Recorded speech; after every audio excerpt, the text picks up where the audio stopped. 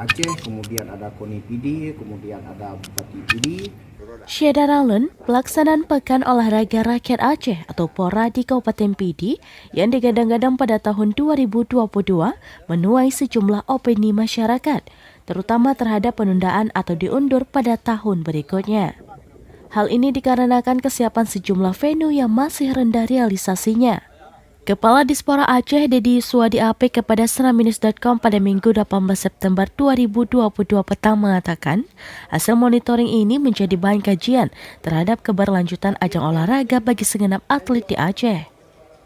Pihaknya berharap agar venue yang realisasi masih rendah agar dapat dipacu penyelesaian sebelum pelaksanaan kegiatan PORA.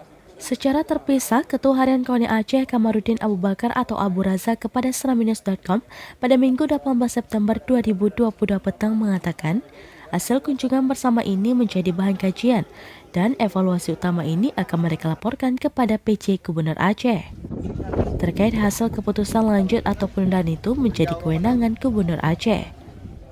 PJ Bupati PD, Insinyur Wahyudi Adi Siswanto MSI kepada Seramnews.com pada Minggu 18 September 2022 petang mengatakan, PORA harus tetap diselenggarakan di PD dan dengan catatan tidak bisa dipaksakan.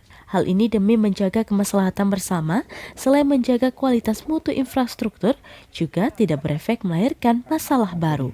Ada KONI Aceh, tentunya sebagai penyelenggara penyelenggara. Nanti akan diundang oleh pemerintah Aceh, nanti akan diputuskan secara bersama-sama.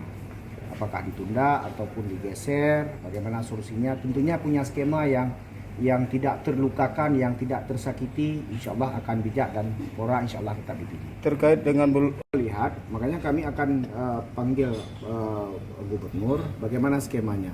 Kemudian juga di rapat nantinya juga akan dibicarakan itu bagaimana apa yang bisa dikontribusikan oleh pemerintah Aceh, kemudian pemerintah PD, tentunya harus ada solusi. Bagaimana PORA ini tetap harus dilanjutkan, tentunya ada pergeseran waktu. Dari PD, Idris Ismail, Serambi On TV.